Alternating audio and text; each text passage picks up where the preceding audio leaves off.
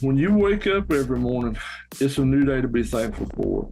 Go out there and enjoy how beautiful life is and just try your best.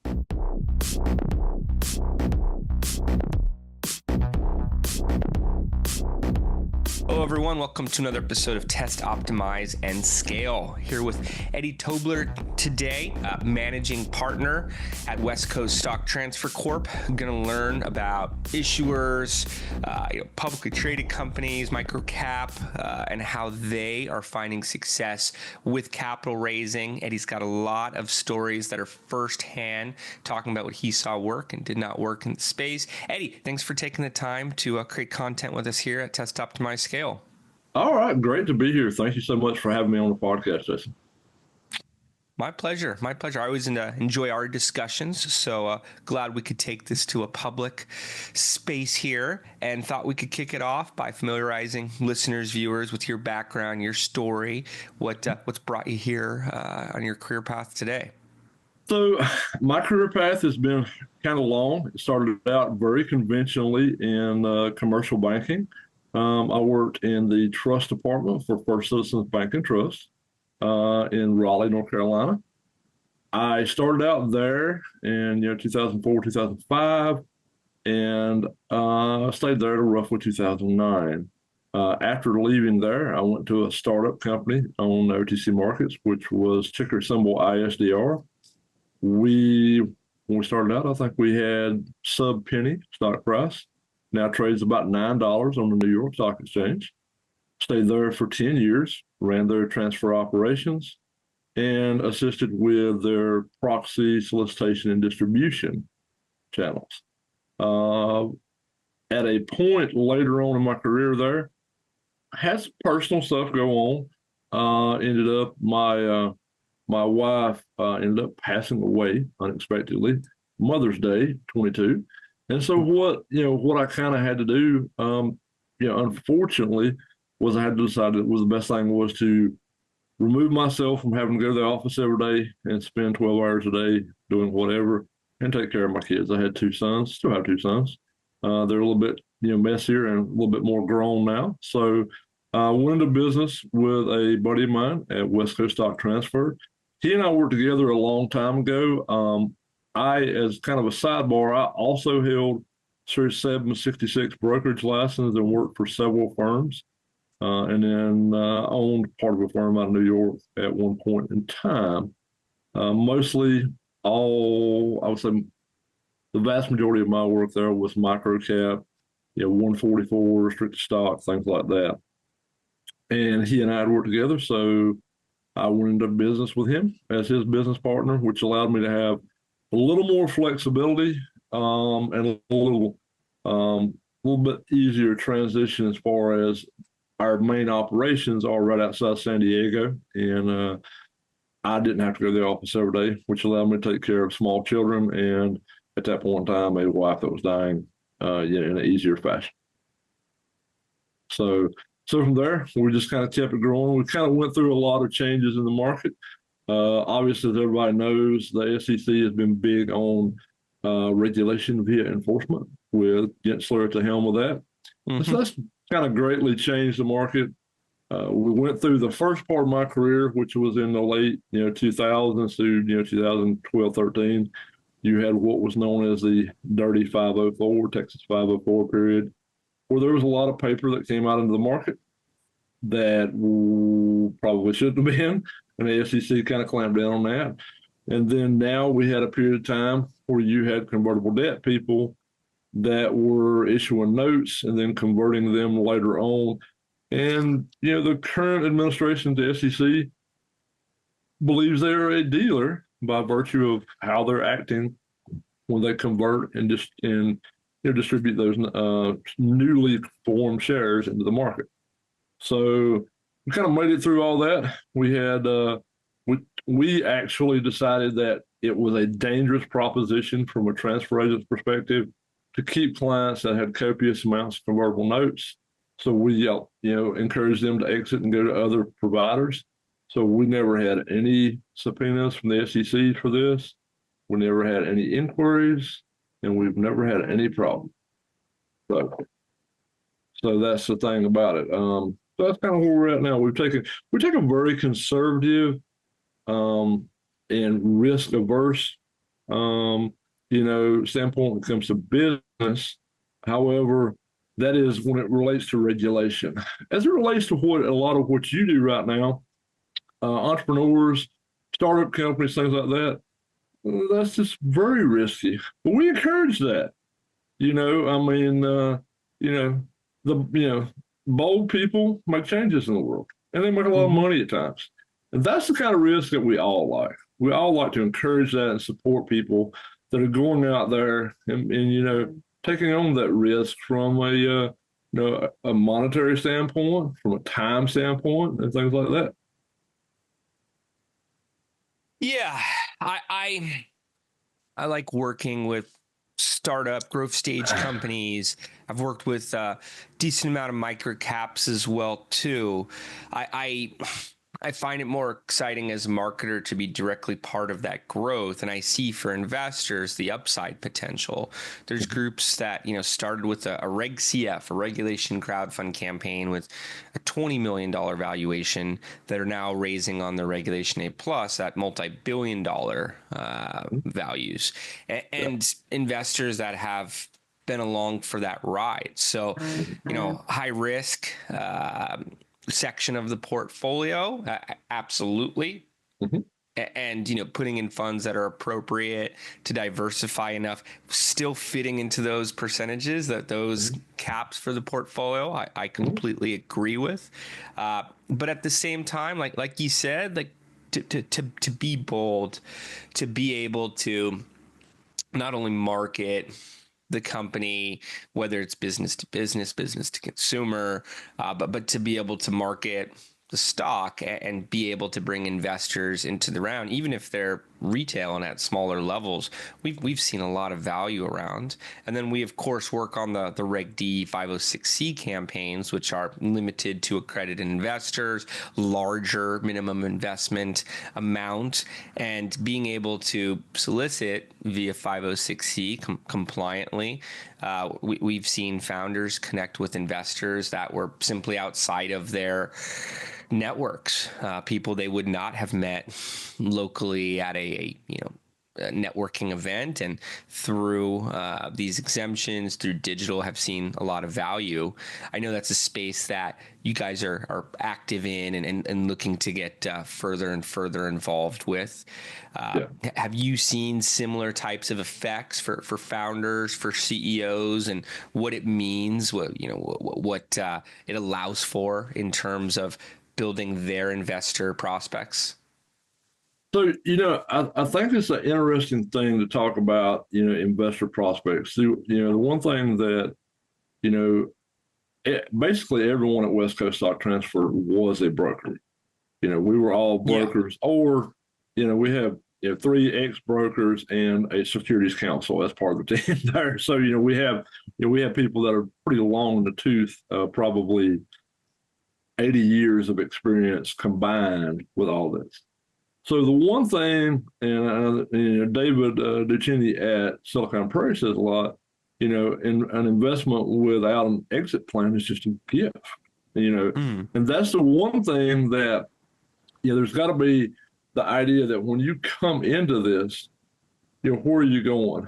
There is a variety of ways when you can go out. You can either repurchase the shares from you if you have an investor on a CF, D, or A round. The company can repurchase those shares. There are, tender offers, there are buy-in plans, things like that. The other side of that is the direction that we assist people in going, which is the public markets. And one of the, probably the main stepping stone where I would say, 95% of the people that you and I will deal with that are entrepreneurs, startup people, will be going to OTC markets, And the OTC markets, you basically from where you go, you would go into a Reg A plus, and then that is what what FINRA finds palatable to allow brokers to make a market in. And the reason why that's important, when you start out with a CF or with a smaller raise, and you have a built-in shareholder base of say 500 to 2,500 people.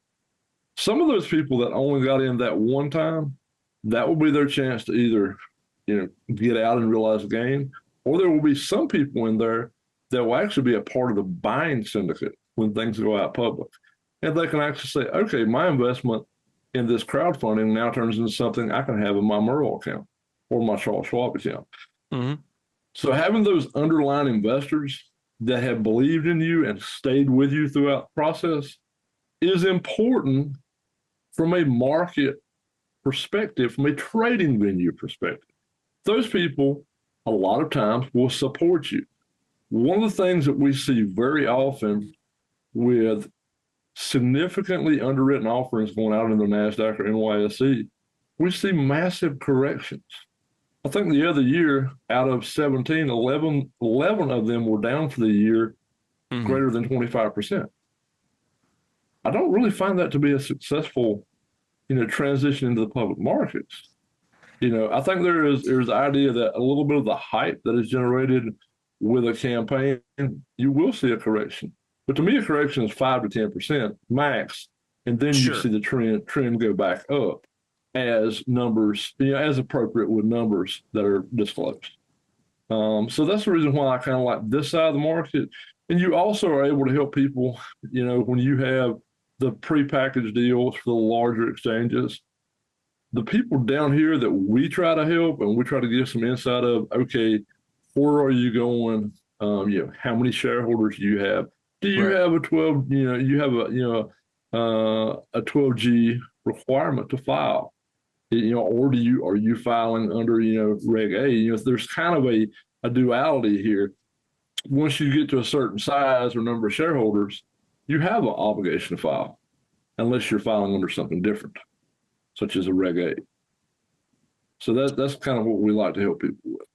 Yeah, I think those are very important stats, numbers to mention in terms of what happens after entering the public markets, because I've played a bigger role at these microcap conferences. Hosted a stage this year at the microcap conference, and met about 25 different groups that were pitching. Mm-hmm. Some of them, like you said, their stocks were down, and there seems to be this fantasy storyline of, hey, we're going to take this company public, and then we're going to achieve real growth. Maybe there's a liquidity event there for our investors, but if that guts the stock, if that tanks the price, hey, that's a real issue for the longevity of the organization and the other investors who are stuck inside at that point. Yeah, and then the problem that you have with that, which there's kind of two purposes for going to a large exchange. One purpose is for the liquidity event. Founders want to exit, large shareholders want to exit path. There's things like that. The other side of it is we need a major bump of capital. Yes. For a planned event, acquisition, massive expansion, things like that. Our market cap is 75 million. We need 20 for to buy a competitor out. That is, we're number 2 and they're number 5. This will put us number 1. So we need 20 million to do this deal. And then that's the problem, is when you go out there and you see such a significant correction, well, guess what? If you have to go back to the well and raise more money, that cost of capital is going to be really high. Yeah. And very dilutive. And that's not what people contemplate when they go out into the markets like that. Is the after effects, what it's going to cost you from a cost of capital standpoint down the road. Very few companies ever get to the point in their life cycle where they never need capital. Very few. There's always, incidental and transient events that say, hey, let's not empty the coffers. Let's go raise this. Sure. And I think that it would be wise for someone to counsel, companies about this. But a lot of times what we see is the for-profit motive for everybody on the other side. And that is what you see a lot of times is people that are going out into the public markets. The the other parties to that transaction, they're more concerned about the money they make than the 18 to 36 month contemplation of the life cycle of the company and how that may affect you. 18 months from now, they're going to be, sitting in their Ferrari, not carrying. Unfortunately, I've seen that happen as well. And some of the costs that I hear service providers, investment banks charging could be more than groups even raise at times. But I like focusing on what makes all of this actually work. What a successful public offering looks like, what a successful capital raise, be it on the private side or additional growth once going public looks like. You were talking about, I believe it's ISIR. ISDR. ISDR. Mm-hmm. I'm trouble reading my own handwriting here. ISDR. That's quite a feat to go from sub penny to $9. What did that look like? What were some of the strategies, some of the tactics that allowed the price to actually grow from there? I think there's a lot of value in that story for so I think CEOs, founders listening on. So I think the idea for that is, and they actually were up over 20 at one point and have repriced down significantly due to some perhaps, and I don't want to be too hard on management, but I think there was some mismanagement of the acquisition in there that caused a problem. Subsequent to me leaving, I left in 2019. I worked there for a decade. We started out with 6 transfer agent clients and grew to over 800. During that period of time, I acquired New York Stock Transfer and InterWest, the old Kurt Hughes transfer agent. So I acquired both of them during that period of time. And I think that if I were going to tell you the real success story is that what management got right the first 7 years I got there, 6 or 7 years, that dude hired the best people. There were more A-type, ball-busting, amazing personalities there than you can shake a stick at. Mm-hmm. The head of the Hispanic Businessmen Association in California, a guy that sold his Edgar filing software to Thomson Reuters. There were so many amazing people there. And when it started to come apart was when the management side went from, hey, you guys just sit in the middle and do your thing. And we're going to give you some insight. If there's a little compliance issue, we're going to kind of rope you back in to a smaller ball of wax. But they allowed the flexibility and the creativity. And I think if I were going to tell any CEO something that is immensely important, it is the people you surround yourself with. Yes. It is 100% the people you surround yourself with. Such as right now, I'm a managing partner at West Coast Stock Transfer. As you know, I help out, provide some off-the-cuff consulting with Silicon Prairie with David Ducheney. But the other part of that is 3 of the other people that were with me out there that actually left Ishwood Road, we're building an AI-driven Edgar software called Author that's going to revolutionize the market. It's going to, it's just for the idea of having to send things off and have them hand tagged or run through, some kind of process, or as David McGuire does, send them to India. Our software, we pull the past 24 months of tags and through AI, apply them to what you have now and do a roll full. And so, there's things like that. Very is nice. That when you look at very successful people that are driven, that are goal oriented, and another thing that's really a big thing to overlook, team players. I was honest to God, I was on calls with CEOs that had billion-dollar companies and literally walked right out of my office in the warehouse and stuffed envelopes for temp workers and helped make Gaylord boxes and load them on a truck. team players are, it's important for people to know what their job are, but it's also important for them to be like, hey, my coworker needs a hand. Yep. When you can blend that, and I mean, truthfully, there are a lot of very versatile people out there that embody that.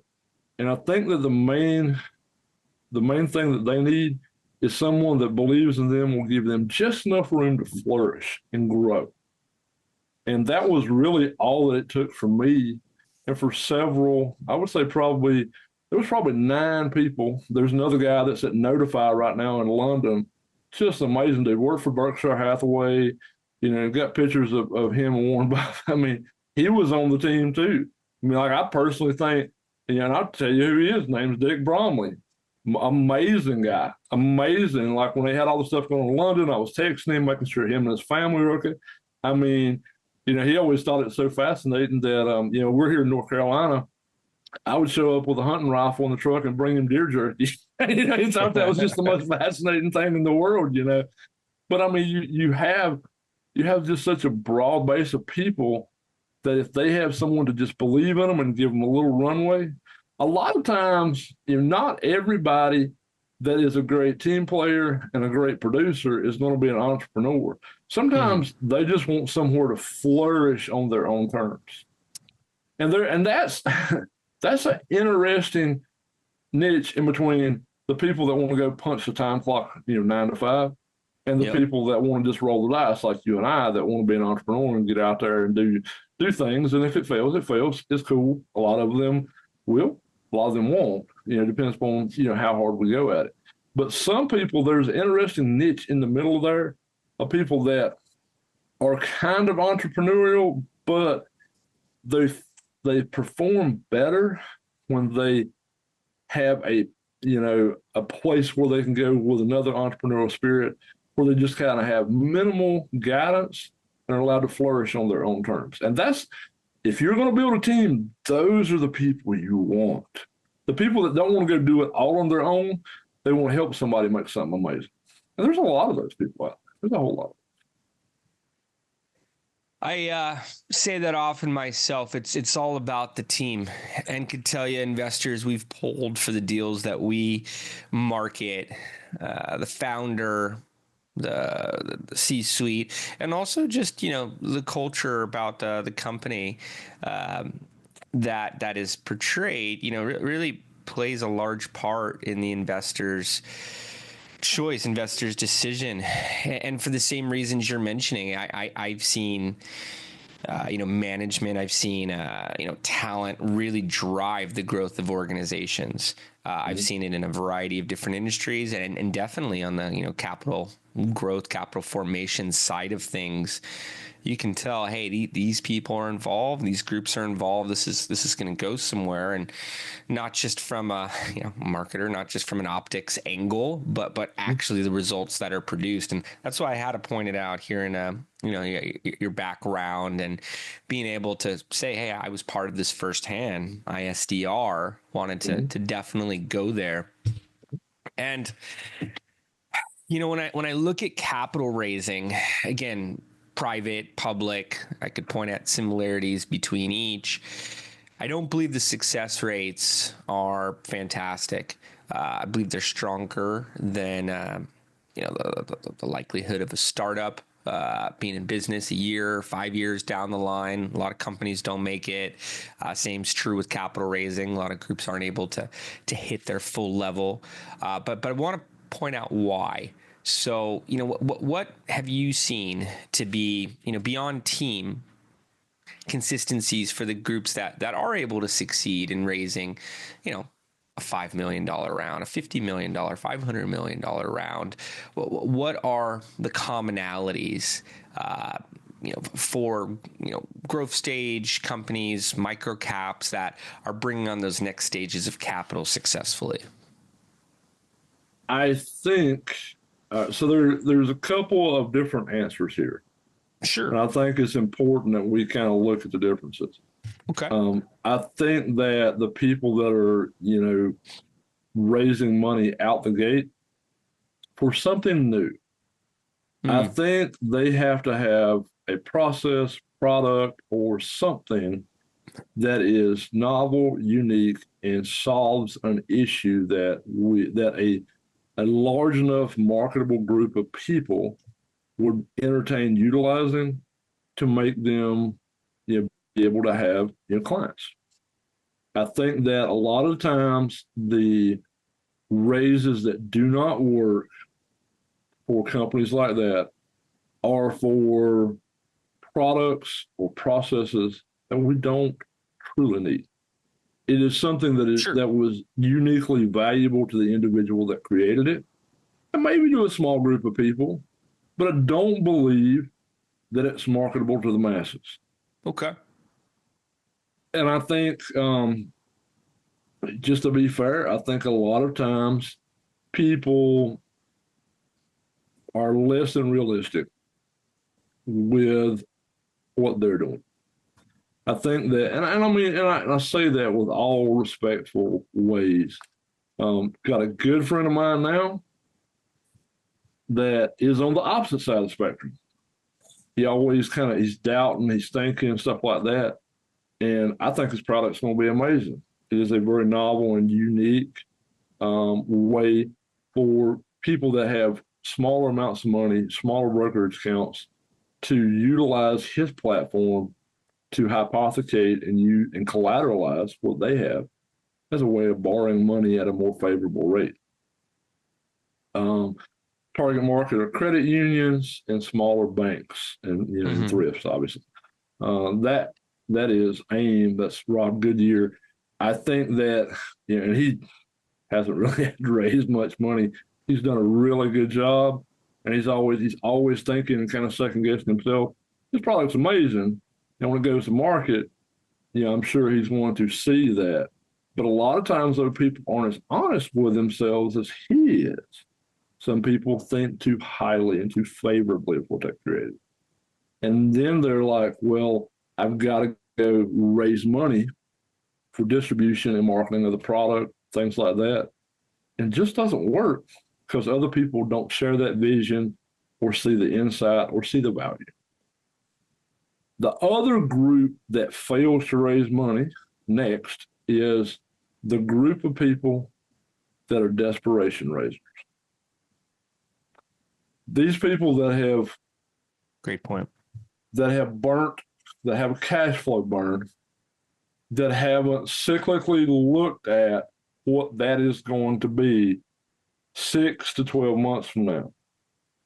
And they get 9 months from now and they're like, well, shit. We have a problem here, rather than saying 3 months from now at the next board meeting, hey, you know what, guys, 9 months from now, we're going to be up against a wall. We need to kind of go ahead and get a PPM together for a C round and think about maybe, in conjunction with that, we need to think about making an acquisition so it doesn't look like we're weak and just burning cash. Yep. We need to have a plan. We need to have a twofold purchase. We're going to buy this company and kind of spin that up to look proper. And, we need a little more money for the burn rate until we hit profitability.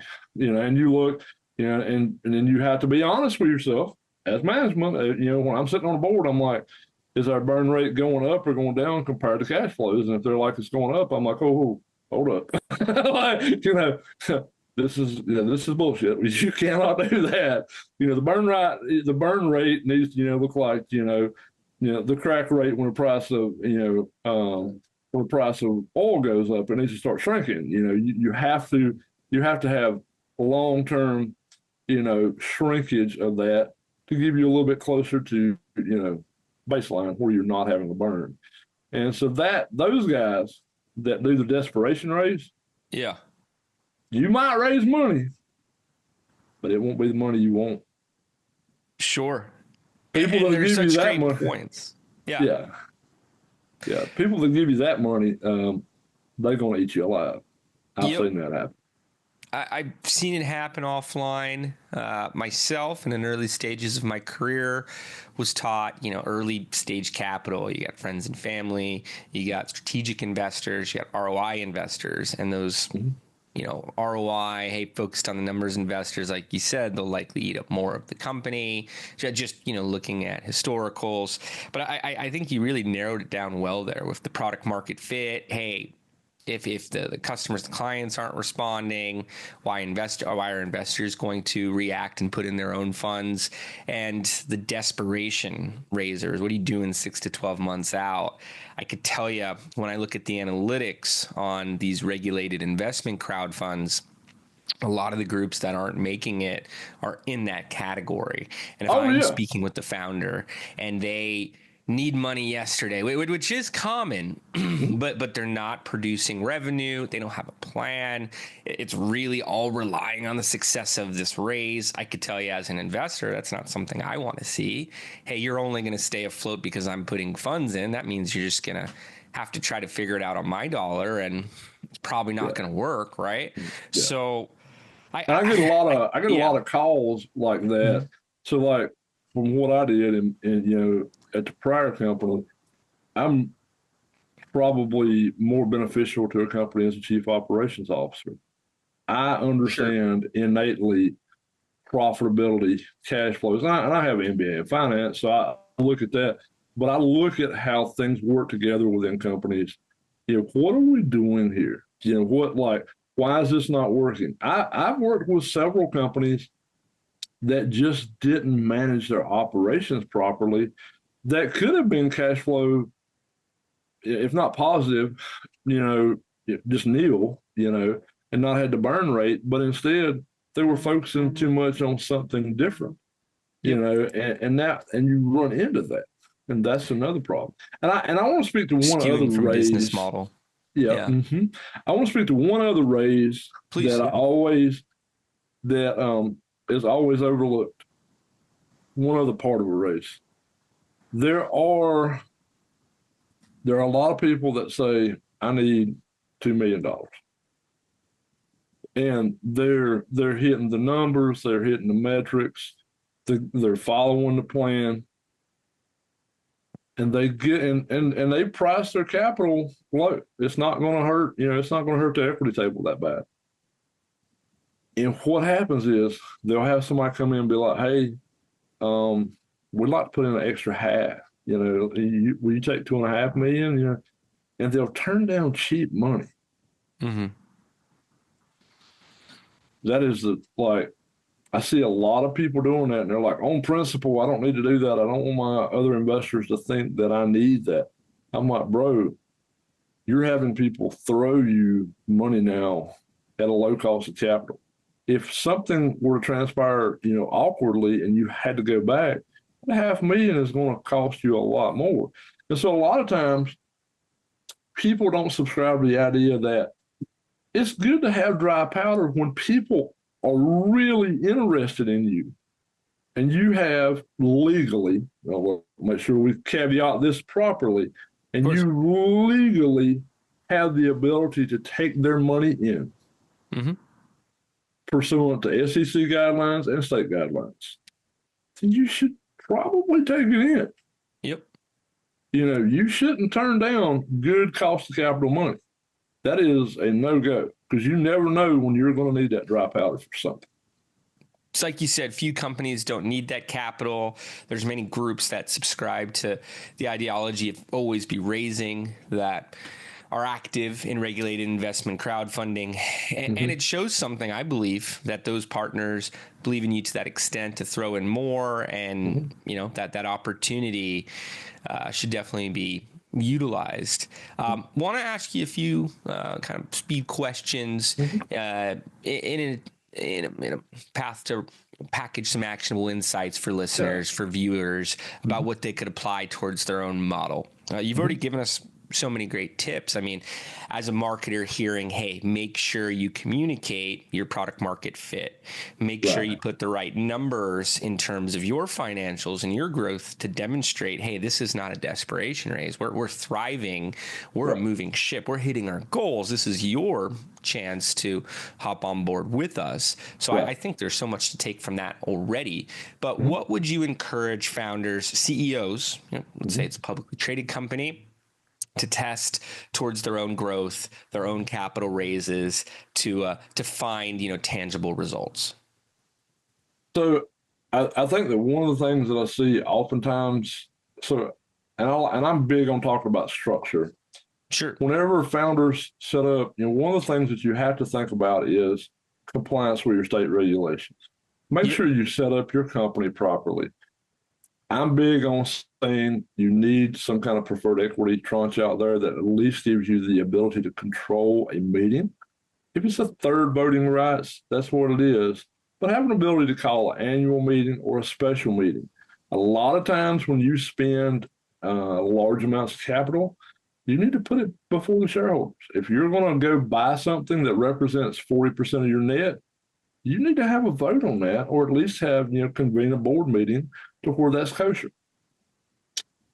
I think that the other side of that is when you're talking about an insight as to what people can do, a lot of times I don't see startup founders properly manage their financials.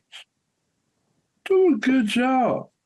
Try to be as transparent as you can. And we all know that when you're starting up with a new company, there's going to be a few odd and end idiosyncratic financial things on the table. But if you want to inspire confidence and investability, I don't care if you're only making $95,000 a year in your new company, but this is your dream and you've been able to raise $250,000. Put those financials together like you're fucking Goldman Sachs. Do a good job. Put this stuff on paper. And be transparent all the way through. And I see it a lot of times when people don't care enough about disclosure. When I look at something, I want to know what the numbers are. People that are good about being transparent with that inspire confidence. Yes. And I've watched it become an issue later on in terms of getting the right professionals on board, cleaning up the financials, taking much more time than needed. Of course, compliance being at the forefront of that. And then looking at the vehicles, the exemption, and saying, this stuff takes too long to file. No, you didn't set up properly to begin with. We're, of course, focused on outreach to investors, nurturing those audiences to the point of conversion. But I see it happen and slow things down tremendously. What about in terms of optimization, so that they've done everything right? They are compliant, financials are there, everyone's voting. What if they are not seeing the type of activity that they need to substantiate the round? They're not in the desperation stage, but at the same time, they're just not bringing in enough investors who are closing quick enough. Any tips towards optimizing what they're doing, pivoting perhaps, to be able to hit the goals that are necessary? Well, when you talk about that, normally, if you're not closing investors fast enough and you're not having enough people click back through and look again, that means that something that I just mentioned is not resonating well enough. Okay. You most likely either didn't do a good enough job disclosing your numbers or making them transparent, or you didn't do a good enough job of communicating your plan going forward, why you're doing this. If it's not desperation, then why are you doing it? What is the path forward? If you're not illuminating your path well enough, no one wants to go out in the dark with you and hold your hand. Yep. I want someone with a beacon of light and hope to lead my path, especially when my money's involved. Sure. And I normally find that is the problem, is that people aren't doing a good enough job disclosing that. It's like you said, I think you're quoting David Cheney there as well. Investment without an exit plan is a gift. Yeah. And even for these campaigns with retail investors putting in a few $1,000s, not everyone wants to gift that. So they need to have a clear path forward, and maybe doing a better job at articulating that could make all the difference in getting more conversions. Right. And what about scaling? Top rounds you've been a part of, top companies, any examples, any recommendations you could provide in terms of how to scale? For a top round, would you be more speaking about the top round as it relates to crowdfunding, like a Reg A Plus, or something more along the lines of a S1, an underwritten offering? I'd love to hear it around the S1. So around the S1, the way that you're really going to go upstream there is you need to have a planned event and a very good and transparent outlook on things. Mm-hmm. A lot of what I see where these reprice and go down significantly are not retail raises. They're not people that are coming in with conviction buys. These are funds that are buying in to roll through in the market just to get another trading vehicle out there. I think that what you want to do if you're trying to raise funds on an S1 registration statement is you need to have something that gives retail investors conviction, and the underwritten offering, if it's going out there to be bought by professionals, you want it to be something that they want to hold for 6 to 9 months minimum, to where you can turn in a couple quarters of financials and see yourself walking upstream. Don't set yourself up when you're doing an S1 registration statement for what a lot of times appears to be almost a desperation raise of, oh, my second, my B round investor that put in whatever and owns 27% of the company needs an exit strategy. And that's what I see a lot of time. If you're going to go out for the S1 and try to do a registration to where you're going to have just general 34 Act compliance required of you and go to an exchange, you want to make sure it's for your purposes, not the purposes of someone else that's being dictated to you. Makes a lot of sense, and goes back to that distinction of the desperation raise before that as well, and bringing on, the right types of shareholders, the right types of capital, and for sustainable growth. Yeah. So I think those are excellent insights, and that's where everyone wants to be, right? Is being able to play in these larger markets, being able to participate in higher levels with more market share in their industry. Yeah. So always fascinated to hear, on the S1, on the public offerings, how it's all being done, and seeking out the right investors, sharing the right types of info through proper narrative. That. Excellent guidance there. And I would say, as kind of a flyer here, our most recent conversation was with a client of mine, and it bears disclosing. There's some, entrepreneurs out there that have, a high-flying company, and they brought in, 2 rounds of investment on a Reg D, a 506. They have, call it 50 investors. That's cool. You can't take that public, period. If you want to go to the NASDAQ, you got to have 300, 400, I think it's 400 shareholders now.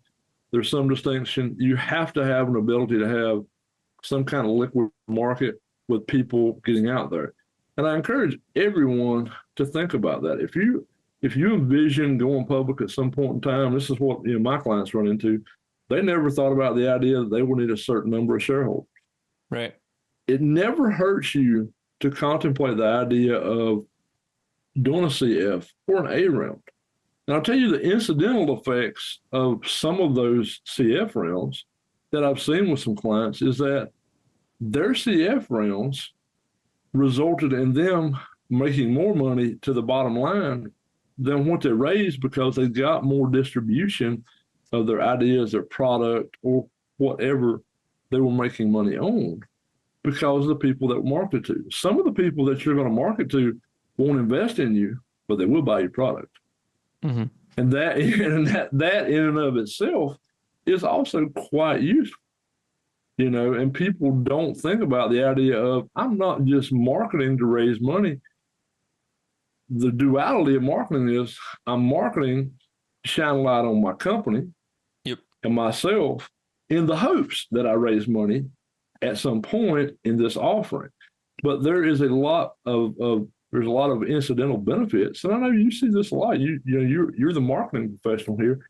I'm the one that just looks at the balance sheet and is like, oh, this looks wonderful. you guys have plenty of capital in reserve, and you increase sales. So I mean, it's one of those things that for many companies, doing some crowdfunding, getting some shareholders, Yeah. and and I take a very I would have to say I dissent with the SEC and some of those people out there, especially there was a person in the SEC that called people that I think they said that people that invested in crowdfunding were idiots or something along those lines. I will dissent from that. I think that capital formation is in and of itself the American way. That's how capitalism works. Is we put that out there. One of my best investments was $500 as a non-accredited investor. So a decade ago, $500 as a non-accredited investor. You know what that $500 is worth right now? $65,000 is sitting in my Merrill account. Mm-hmm. Like you said, the American dream, and I think that's why so many VCs look to play a thought leadership role around capital raising. We see it happen on the Shark Tank shows, and I saw the opportunity immediately with regulated investment crowdfunding because I knew so many founders who were struggling to meet the right investors, and it really democratizes access for founders, for CEOs, to the masses of both retail and accredited investors, and then for investors to be able to have that success story that you're sharing right now of, hey, bought in at this lower valuation, that company experienced substantial growth, and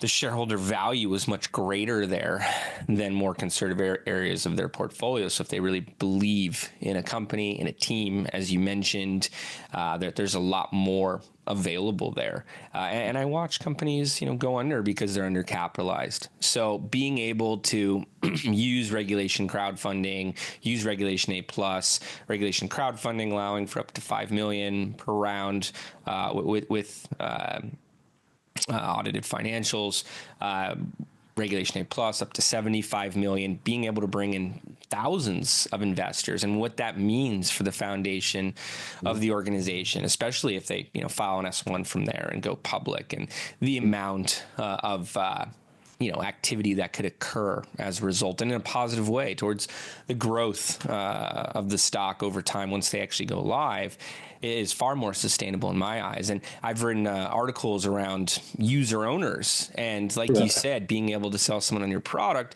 and to the point that they feel so strongly about it that they want to invest and they want to be along for the ride.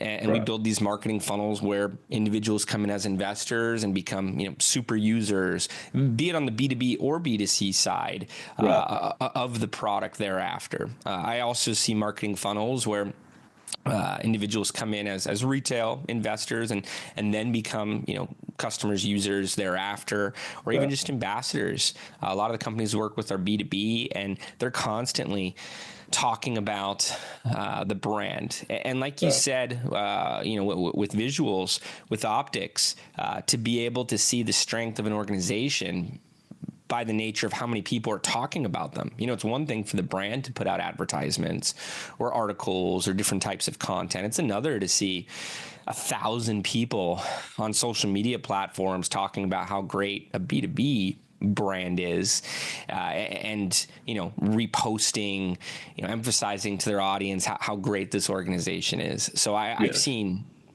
great things come out of these vehicles, and want to thank you, by the way, for taking the time to come on the podcast here, Eddie. It's not every day I get to speak with individuals who are so successful in the public markets, OTC markets, and able to share that expertise. So I can tell you I'm getting a lot out of the conversation, and imagine I'm going to get a lot of responses from the audience here as well. I hope you do. And I don't want to put out there, and I've been, in this position for 5 years. Like I said, Frank and I have worked together since 2008, 2009, when I was a broker. It's been roughly 16, 17 years. And I started helping Dave Ducini a couple of years ago with some issues. Well, not really issues, but with providing some insight from a transfer agency perspective. If any of your people that watch this, if they want to reach out to me, just give me a call. I'll give you 15 minutes of my time just to try to point you in the right direction.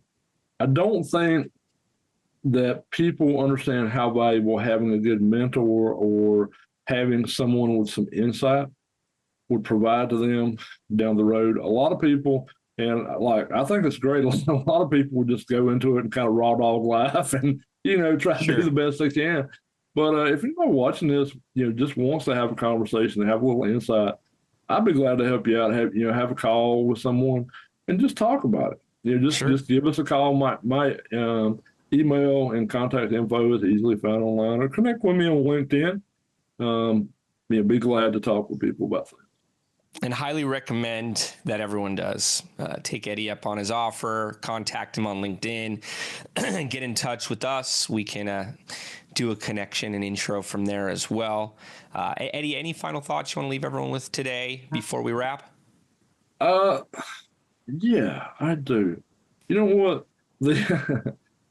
As we've seen, and you and I talked about this from a perspective a while back, there has been a lot of emotional divide throughout the country. But you know what?